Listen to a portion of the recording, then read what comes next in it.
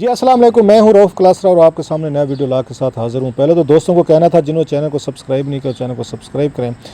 आज की जो स्टोरी है उसमें आप कह सकते हैं 3-4 ममालिक इन्वॉल्व हैं और आपको पता है हमारा ख़िता इसी तरह का है जहाँ पे हर वक्त जंग के ख़तरात रहते हैं। ख़तरात क्या रहते हैं, जंगें होती रहती हैं। अभी भी हमने ये देखा पिछले दिनों में पाकिस्तान में और उनके भारत के दरमियान कश्मीर के इशू के हवाले से बड़ी अच्छी खासी एक बड़ी जंग अल्लाह ने मेहरबानी की होती रहेगी। अगेन तकरीबन 1-1.5 साल होने वाला है। अब हम देख रहे हैं कि यहाँ पे इंडिया और उसकी चाइना की बड़ी बॉर्डर्स की पिछले कई हफ्तों से क्लैशेज चल रहे हैं और बहुत सारी कैजुअल्टीज़ भी हुई हैं। दोनों अतराफ से दावे किए गए हैं कि उनके फ़ौजी जो हैं उनके मारे गए हैं और अब तक हम देख रहे हैं दुनिया में किसी से ना कोई इसकी कंसर्न का इजहार नहीं किया गया कि उसमें चाइना और इंडिया दोनों बहुत बड़े मुल्क हैं, मिलिट्री पावर्स हैं दोनों, उनकी आबादी बहुत बड़ी है, इकॉनमीज़ उनकी बहुत बड़ी है। जब खिता पूरा जो है इस वक्त आप कह सकते हैं जब पेंडेमिक की सिचुएशन है, मतलब वायरस की सिचुएशन है, 3-4 मुल्कों जो इस खिते में पूरी दुनिया में लोग जो वायरस से उनकी डेथ हो रही हैं, तो उसी वक्त हम देख रहे हैं यहाँ पे एक उसका फ्लैश पॉइंट बना हुआ है। जंग के ख़तरात मंडराते रहते हैं। पिछले साल बड़ी मुश्किल से आप कह सकते हैं पाकिस्तान इंडिया की जंग टली थी और उसमें बाद में हमें पता चला अमेरिकन का बड़ा उसमें रोल था, सऊदीज़ के था या दीगर उसमें यूके वगैरह और कुछ पावर से उन्होंने रोक लिया था। लेकिन हम ये देख रहे हैं कि यहाँ पे आज चाइना और इंडिया के हवाले से वो चीज़ें नज़र नहीं आ रही। शायद उसकी ये भी वजह हो सकती है कि उसका अमेरिका का एक उनकी क्लियर पॉलिसी है जो उन्होंने रखी हुई है और हमेशा से हमने देखा अमेरिकन ने आज चाइनीज़ के अगेंस्ट जो है तो उन्होंने इंडिया को सपोर्ट किया। वो समझते हैं कि अगर इसको चाइना को हम रोक सकते हैं तो वो इंडिया के ज़रिए ही रोक सकते हैं। पाकिस्तान और इंडिया का अगर कोई मसला हो जाए आप देखेंगे तो अमेरिकन की कोशिश होती है कहीं सुलह कराई जाए, सफाई कराई जाए, वो टेलीफोन करेंगे, इनके लीडरों से बात करेंगे, डिफ्यूज़ करेंगे इनकी सिचुएशन को। अब तक हम यही देख रहे हैं। 71 के बाद हमने देखा है, बल्कि 65 की जो वार हुई थी उसमें हमने देखा है कि रशियन जो थे तो वो आगे आए थे, उन्होंने पाकिस्तान और इंडिया के आपस में कोई तल्लुकात ठीक कराया, ताशकंद का मुआहदा वगैरह कराया। और उसके बाद 71 का जब हमने देखा तो अमेरिकन जो थे वो दरमियान में पड़े थे और उन्होंने पाकिस्तान को ये बड़ी हद तक सपोर्ट भी दी थी। उसमें निक्सन का दौर था, पीरियड था, वो खैर एक अलग है। उसके बाद जब भी पाकिस्तान और इंडिया के दरमियान कोई प्रॉब्लम पैदा हुए हैं तो इसके नतीजे में हमने देखा है कि अमेरिकन ने कोई अपने यहाँ पे एलची भेजी हैं, उन्होंने टेलीफोन किए हैं। जैसे हमने देखा यहाँ पे कारगिल का इशू हुआ तो उस वक्त बिल क्लिंटन जो है वो दरमियान में आए थे, उन्होंने डिफ्यूज़ करवाया था। बाद में भी हमने देखा यहाँ पे जब भी कोई लास्ट ईयर हमने देखा बहुत बड़ी कन्फ्रंटेशन हुई थी, मुंबई अटैक्स हुए या इसके बाद पठानकोट का मसला हुआ, वहाँ पे अटैक्स वगैरह की चीज़ें उड़ी वगैरह में आई। हाँ, तो दुनिया की पावर जो थी स्पेशली अमेरिकन इसमें आते रहे और सुलह सफाई से दोनों ममालिक के दरमियान तल्लुकात उन्हें ठीक करें। लेकिन जब यहाँ पे इंडिया और चाइना का मसला हो तो वहाँ पे अमेरिकन खुलकर सपोर्ट करते हैं इंडिया से। इसी वजह से अब तक हम देख रहे हैं कि दुनिया का कोई और मुल्क जो है बैठ के इनके मामलात हल कराने में या कोई दरमियान में इंटरवेंशन करने की कोई इस वक्त कोशिश नहीं हो रही। लिहाजा इन दावों के बावजूद कि इंडिया और चाइना के दरमियान शायद तल्लुकात पिछले दिनों कुछ बेहतर हुए हैं, कुछ मुलाकातें हुई हैं, उनको डिप्लोमेटिक चैनल जो हैं वो इस्तेमाल किए गए हैं, तो लेकिन सिचुएशन हमें अभी भी लग रही है कि वो नॉर्मल नहीं हो रही। और लद्दाख के हवाले से इंडिया में अपनी एक उन पर तनकीद आ रही है कि शायद इंडियंस ने बहुत सारे एरियाज़ जो है ना वो सरेंडर किए हैं और चाइनीज़ फोर्सेस बड़े अंदर तक वहाँ पे घुस के आ गए। एक तो ये चीज़ है। अब एक और यहाँ पे एक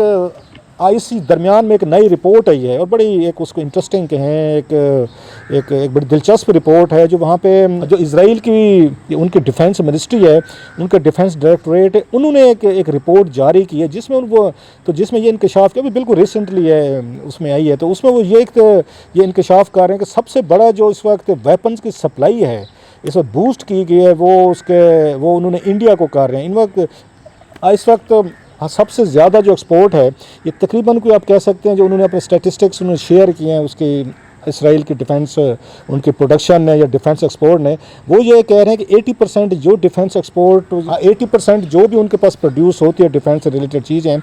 उनमें से वो आके 80% जो है वो एक्सपोर्ट कर देते थे। 100 में से 80% वो एक्सपोर्ट करते हैं, 20% वो अपनी ज़रूरियात के लिए रखते हैं। उसमें से जो बड़ी खबर निकल रही है वो ये है कि उनका सबसे ज़्यादा जो एक्सपोर्ट हो रही हैं वो यहाँ एशिया में हो रही हैं। वो एशियाई जो ममालिक हैं उनको ज़्यादा असला वेपन जो है ना वो दे रहे हैं। अब उसमें एशियाई में अगर आप उसको ज़रा ज़ीरो इन करें कि एशिया में कौन से मुल्क हैं जिनको इसराइल इस वक्त सबसे ज़्यादा असला दे रहा है तो वो ये पता चलता है इंडिया है। इंडिया को सबसे ज़्यादा दिया जा रहा है, तकरीबन 40% एक्सपोर्ट वो है उसकी जो है इंडिया की तरफ आ रही हैं। और प्लस जो इंपॉर्टेंट चीज़ है कि इंडिया में उन्होंने बहुत सारे जॉइंट वेंचर भी शुरू किए हैं जहाँ पे सबसे बड़ा जो काम है मिज़ाइल टेक्नोलॉजी का, जब मिज़ाइल जो प्रोडक्शन जो है ना वो यहाँ पे इस वक्त वो इंडिया के साथ उनके मुआहदे हैं और उनको बूस्ट किया जा रहा है। इंडिया की उसकी डिफेंस का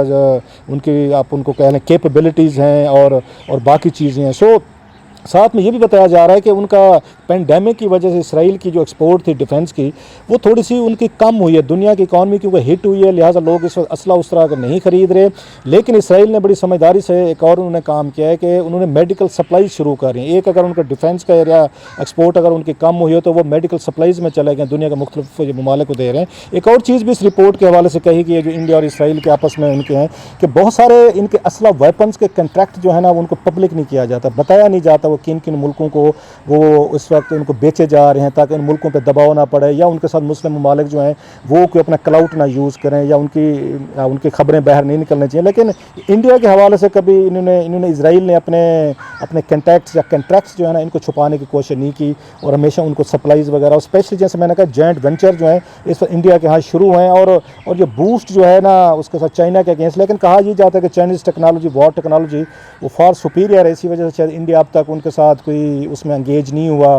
कोई बड़ी वॉर में एंगेज नहीं हुआ, बॉर्डर तक रखे गए, गोली नहीं चलाई गई, वहाँ फिस्ट बैटल्स हैं या वहाँ पे आप कह सकते हैं उनसे डंडों से लड़ाई उसमें कीजिए। और दोनों ममालिक ने कोशिश किया कि इसको आगे सिर्फ उस तक लद्दाख तक इसको महदूद किया जाए, क्योंकि अगर ये भी कहा जा सकता है कि दोनों ममालिक की इकॉनमीज़ इतनी बड़ी हैं और इतनी उनके स्टेक्स हैं कि अफोर्ड ही नहीं कर सकते। दोनों मुल्कों के बाद 3 बिलियन के करीब जहाँ पड़ती है तो वो अवॉइड कर रहे हैं कि हम कोई बहुत बड़ा यहाँ पे क्लैश ना करें। एक तरफ तो ये है। अच्छा, पाकिस्तान हमेशा कंसर्न रहा है इसके इजराइल की जो सपोर्ट रही है इंडिया को रही है, और उन्होंने उस पर वेपन भी सप्लाई किए हैं, उनको ये ओपनली असला देते हैं, क्योंकि पाकिस्तान की पॉलिसी फ़लस्तीन के हवाले से वो कभी उनको अच्छी नहीं लगनी नहीं भी चाहिए, मतलब उसमें हमारे उस फेवरेट नेशन पे नहीं थे, हमारे जो डिप्लोमेटिक उनके साथ टाइज नहीं है। अगरचे यहाँ पे जितनी मुस्लिम वर्ल्ड थी उन्होंने तमाम, मतलब ऑलमोस्ट तमाम तो नहीं, ऑलमोस्ट जो मेजर मुस्लिम कंट्रीज़ हैं उनके इस वक्त उनके साथ इसराइल के साथ रिलेशनशिप भी हैं, डिप्लोमेटिक उनके वहाँ पे उनके आप कह सकते हैं तल्लुकात में, उसमें सऊदी अरेबिया सबसे ज़्यादा है, तुर्की है, इजिप्ट है और बड़े ममालिक हैं जो बिग वहाँ पे कंट्रीज़। लेकिन पाकिस्तान ने अभी तक ना इसराइल को तस्लीम किया है, ना वो उसका वजूद जो है ना पाकिस्तानी हद तक उसको काबिल कबूल है। यही वजह है कि उन्होंने फिर जाके इंडिया को उन्होंने सपोर्ट दिया है और मैसिव सपोर्ट दिया पाकिस्तान को। वहाँ पे इवन अमेरिकन लॉबी में ज्यूइश लॉबी जो कहा जाता है वहाँ पे प्रॉब्लम होते हैं इंडिया के हवाले से। बल्कि यहाँ तक आपको याद होगा जब ये प्राइम मिनिस्टर पाकिस्तान जो हैं तो उन्होंने वहाँ पे एक उस पर लास्ट ईयर जब ये पाकिस्तान और इंडिया के दरमियान यहाँ पे उस पर हुई थी टिट फॉर टैट हुई थी और यहाँ पे एरियल हमारी एक फ़ाइट हुई थी, तो उस वक्त वज़ीर आज़म इमरान खान साहब ने सहाफ़ियों को बुलाया था, कोई 30-40 के करीब, मैं भी उसमें शामिल था डेलीगेशन में। उन्होंने बड़ा ये तफसील से बताया था सबको साथ कि उन्होंने इंडियंस को इस वक्त वो इसराइल जो है वो कितनी बड़ी वहाँ पे उनको मिलिट्री सपोर्ट दे रहे हैं। बल्कि एक हद तक तो ये बताया गया था कि राजस्थान से उन्होंने इसराइल के साथ मिलकर पाकिस्तान में कोई बहुत बड़ा अटैक जो है ना उन्होंने प्लान किया था, और बकौल इमरान खान साहब के हमारी इंटेलिजेंस एजेंसीज़ को पता चल गया था और हमने उनको पहले से वार्न कर दिया था कि अगर पाकिस्तान पे आपने इसराइल के साथ मिलकर कोई अटैक किया तो हम इसका जवाब देंगे। और दरमियान में कुछ और भी चंद ममालिक भी थे जिसको उनको बता दिया गया था कि इस तरह अगर इसराइलीज़ जो हैं वो राजस्थान के कुछ उनसे एरिया से इंडियन साइड से वो पाकिस्तान पर कोई हमला उस पर प्लान कर रहे हैं। खान साहब ने हमें आगे सारी बातें बताई, बल्कि बड़ी देर तक वो खान साहब बताते रहते उस पर इसराइल और इंडिया के दरमियान किस तरह के उनके वहाँ पर रिलेशनशिप है और किस तरह पाकिस्तानी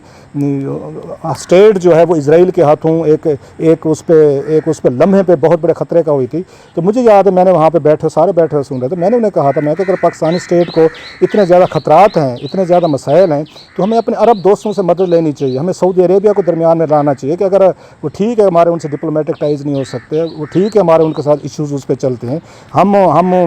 उनके साथ एक ना दोस्ताना तल्लुकात नहीं रख सकते फिर बिकॉज ऑफ द रीजन्स कि हमारी यहाँ पर पॉलिसी है, लेकिन उनको न्यूट्रलाइज़ किया जा सकता है। आप उनको अगर समझते हैं कि पाकिस्तानी रियासत को इसराइल से ख़तरे हैं और वो इंडिया को ज़्यादा सपोर्ट दे रहे हैं, तो या तो आप इंडिया के साथ तल्लुकात हम आगे इस लेवल पर ले जाएं कि उनको दोनों को ज़रूरत ना पड़े जंगों की या बैठ के एक दूसरे पे असला वेपन्स लेने की या थर्ड फोर्स को दरमियान में लाने की कि वो इसराइल से असला लें, हम किसी और मुल्क से लें और आपस में यहाँ पे लड़ें और एक दूसरे के बंदे मारें और एक दूसरे पे यहाँ क्रूलिटीज़ का मुहाज़रा करें। या तो इंडिया पाकिस्तान बैठ के आपस में मसाइल अपने हल करें, नहीं कर सकते तो वहाँ से जहाँ से उनको सपोर्ट मिल रही है तो आप उनको न्यूट्रलाइज़ करने की कोशिश करें, आप ज़रा उनसे बात। बल्कि इससे पहले मैं और आमिर मतीन ने ये मुकाबल प्रोग्राम में कई दफ़ा इस पर बात की थी कि जब यहाँ पे उसके मिडल ईस्ट के बहुत सारे कंट्रीज़ हैं, दीगर ममालिक हैं, वो अपने मफाद देख रहे हैं, वो अपनी सारी उन्होंने डिप्लोमेटिक उनके साथ टाइज उन्होंने अपनी रिस्टोर किए, अपने बॉर्डर सिक्योर किए वट, तो पाकिस्तान को भी थोड़ा सा अपने मफादात देखने चाहिए कि हमारा इस पर क्या एक पॉइंट ऑफ व्यू होना चाहिए, हमें अपने आप को क्या इतना इसको थ्रेट को एक्सपोज होना चाहिए। खैर ये मैंने बात की उस पर इमरान खान साहब ने बड़ा अच्छा मुदल्लिल उन्होंने उन्होंने जवाब दिया उनका अपना था, उन्होंने कहा हमारी फॉरेन पॉलिसी में है और हम फ़लस्तीन जो है उनको हम वो नहीं कर सकते, अबैंडन नहीं कर सकते। एक दो और भी दोस्त थे, अहमद मीर साहब थे, उन्होंने भी बड़े अच्छे उस पर अपना पॉइंट ऑफ व्यू दिया, उन्होंने भी ये बात की, बल्कि क़ैद आज़म के हवाले दिए। उन्होंने कहा जनाब कि ये देखें क़ैद आज़म की भी इस पर उनसे सवाल पूछा गया था। तो फ़लस्तीन पर हमारी बड़ी एक स्ट्रांग एक पॉलिसी है कि जब तक फ़लस्तीन को आज़ादी नहीं मिलती तो पाकिस्तान जो है इनको इसराइल या दीगर इनके डिप्लोमेटिक टाइज़ हों या उनको तस्लीम करने का कुछ उसमें हो तो वो नहीं होगा। खैर बात वहीं पे उस पर एक उस पॉइंट ऑफ व्यू था, एक उस पर डिबेट थी कि क्या हो सकता है। कि मेरा ये ख्याल था कि पाकिस्तानी रियासत ये कम्स फर्स्ट, हमें अपने इंटरेस्ट देखने चाहिए और अगर हमको दरमियान में दोस्त ला के कोई उनको न्यूट्रलाइज थ्रेट की जा सकती है तो हमें करनी चाहिए। बहरहाल वो उस पर पॉइंट ऑफ व्यू एक अलहदा था। अब हम देख रहे हैं कि यहाँ पे उनके साथ जो तामुन जो है, जो अभी उनकी लेटेस्ट रिपोर्ट आई है वो ज़्यादा बढ़ रहा है। और यकीनन वो इजरायली जो अपनी इस रिपोर्ट में लिखते हैं कि बहुत सारे कॉन्ट्रैक्ट्स और चीज़ें जो है ना हम उनको एक्सपोज नहीं करते, बाहर नहीं निकालते ताकि दुनिया को पता ना चले। लेकिन ये ज़रूर है कि इंडिया को इस वक्त सबसे ज़्यादा मिलिट्री जो सपोर्ट है, सबसे ज़्यादा उसको बूस्ट जो किया जा रहा है वो इजरायली डिफेंस से उनके कॉन्ट्रैक्ट हैं, डिफेंस की उनको मिसाइल वॉरफेयर या उसको इलेक्ट्रॉनिक टेक्नोलॉजी है ना वो बड़ी हद तक उनको बूस्ट की जा रही है। बहरहाल इजरायली ये समझते हैं कि इस वक्त कुछ दिन जो हैं वो ज़रा माठे हैं, अभी वो डिफेंस एक्सपोर्ट शायद इतनी ज़्यादा ऊपर पे नहीं जा रही, लेकिन वो समझदार रहे हैं, वो कारोबारी अच्छे हैं। तो उन्होंने अपना उसका डिफेंस से अगर उनको थोड़ी सी कम एक्सपोर्ट होने लगी है तो उन्होंने साथ में मेडिकल सप्लाईज, पेंडेमिक जो है ना इससे फ़ायदा उठाते हुए उन्होंने दुनिया भर में एक्सपोर्ट ज़्यादा कर ली। वो कहते हैं सियानों का एक बड़ा कौल है कि हर बहरान जो है वो मौके लाता है। तो ये बहरान जो है ये भी मौका लाया है कि आप यहाँ पर उसको करें, सप्लाईज़ बेहतर कर दें, वहाँ से पैसा करें। इसराइल ने कम अज़ कम अब मेडिकल सप्लाईज से उन्होंने फ़ायदा उठाना शुरू कर दिया।